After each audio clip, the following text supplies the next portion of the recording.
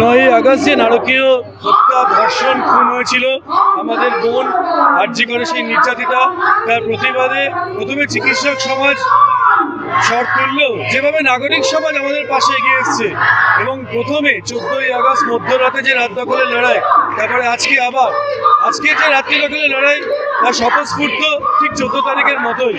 এবং এখানে আমরা জানতাম যে আগামীকাল সুপ্রিম কোর্টে শুনানি হবে এবং সেই যে আমাদের যে রেসপন্স হবে সেই রেসপন্স অনুযায়ী আমরা পরবর্তীকালে আন্দোলনের ধারা প্রকৃতি ঠিক করব।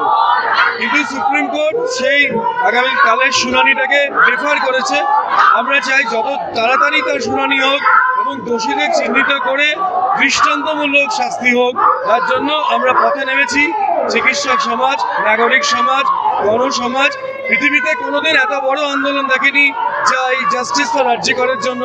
আমরা সব জায়গায়, সব জেলার, রাজ্যের সমস্ত মানুষ, সমগ্র দেশের মানুষ এবং আন্তর্জাতিক মহল একসাথেই লড়াই করেছে। এই ঘটনার দায়ীর জন্য যে অনুসন্ধান হচ্ছে আপনারা সকলেই জানেন যে সিবিআই এনকোয়ারি করছে, কিন্তু যেভাবে ক্রাইম সিনটাকে, প্লেস অফ অকারেন্সটাকে ট্যাম্পারিং করা হয়েছে এভিডেন্স, তারপরে ওখানকার মাননীয় অধ্যক্ষ যিনি অবশেষে তাকে গ্রেপ্তার করা হয়েছে এবং নগরপালের যে ভূমিকা তা নিয়ে 22 ঘন্টা ধরে যেভাবে West Bengal junior doctors front তারা আন্দোলন করে অবশেষে তাকে শিবধারাটা উপহার দিয়ে এসছেন। যে শিবধারাটা হারিয়ে গেছিলেন, তিনি একজন আইআইটি খড়গপুরের অ্যালামনি, আইআইটি কানপুরের অ্যালামনি হয়ে আজকে তাকে শিবধারা দিতে হচ্ছে জুনিয়র ডাক্তার, চেয়ে লজ্জার কিছু নেই। বনগাঁ হাই স্কুলের ফার্স্ট বয় তাকে সপাটে থাপ্পড় মারতে মেরেছে আদালত চত্বরে। তাহলে কি লাভ এই সিন্ডিকেট রাজে? মেডিকেল মাফিয়া সিন্ডিকেট রাজ যেভাবে প্রত্যেকটা মেডিকেল কলেজ থেকে জেলায় জেলায় ছড়িয়ে পড়েছে, যেভাবে প্রতিনিয়ত আমরা শোষিত হচ্ছি, এক্সটর্শন হচ্ছে, আমাদের উপর থ্রেটেনিং হচ্ছে।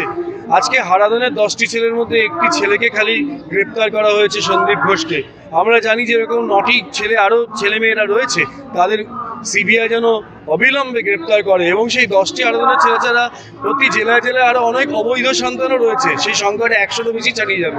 এবং সবচেয়ে দুর্ভাগ্যজনক যে ভাষা সন্ত্রাস দেখতে পেয়েছি বেশ কিছু বিধায়কদের মধ্যে, মন্ত্রীদের মধ্যে। একজন তো আমাদের সময় কোভিডে তো আপনারা যোদ্ধা বানিয়েছেন, কিন্তু সোনারপুরের বিধায়িকা তিনি পর্যন্ত বলেছেন যে আমরা নাকি কসাই। তাহলে কিছু বলার নেই যে বিপদের সময় আপনারা আজকে দিনাটার বিধায়ক যেভাবে আমাদের থ্রেটেনিং করছেন এবং আন্দোলনরত চিকিৎসকদের হুমকি দিচ্ছেন। আমি সংবাদ মাধ্যমের মাধ্যমে যুগ্ম সচিব আইএমএ বঙ্গীয় শাখার পক্ষ থেকে দ্ব্যর্থহীন ভাষায় বলছি, উদয়নবাবু আপনাকে কিন্তু গদি টেনে আমরাই নামাবো যদি আপনি এখনই মুখ বন্ধ না করেন। তাই এই লড়াই কিন্তু একটা জায়গায় থেমে নেই, এই লড়াই চলবে এবং এই লড়াইয়ে মানুষ পাশে আছে। সবচেয়ে বড় কথা, মাননীয় মুখ্যমন্ত্রী, স্বাস্থ্যমন্ত্রী, পুলিশ মন্ত্রীকে অনুরোধ করব যে আপনি অপরাজিতা আইন এনেছেন, কিন্তু আমাদেরও ভারত ন্যায় সংহিতা আছে।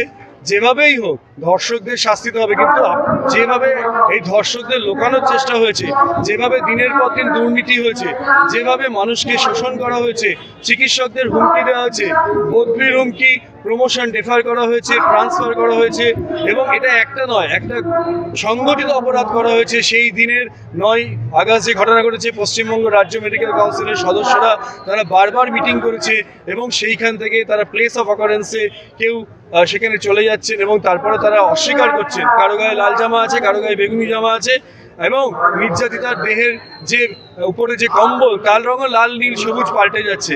তাই আজকে আমাদের কোনো রাজনীতির রং লাগাবেন না।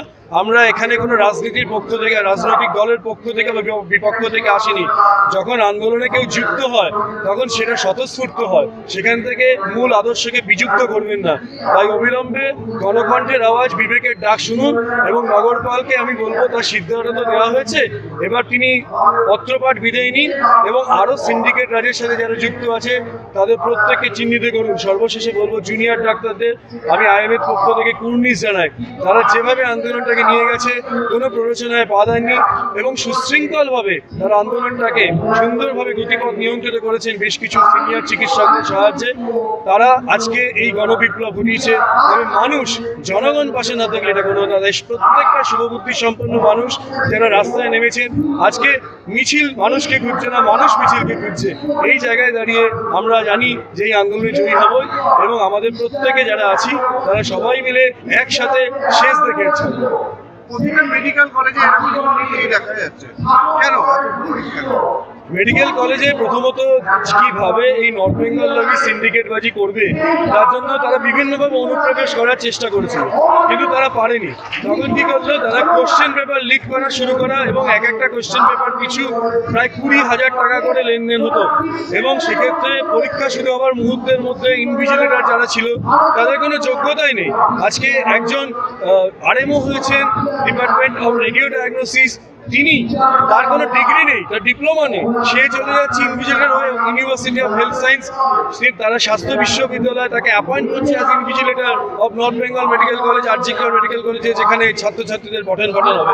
এবং প্রত্যেকটা মেডিকেল কলেজে যারা প্রিন্সিপাল রয়েছেন, যারা এমএসডিপি রয়েছেন, যারা ডিন রয়েছেন, তাদেরকে থ্রেটেনিং করে করা হয় বারবার করে। কেউ কেউ তাদের কিছু করার নেই, তাদেরও তো জীবন আছে, এবং তারা তখন এই চাপের কাছে নতি স্বীকার করেছে।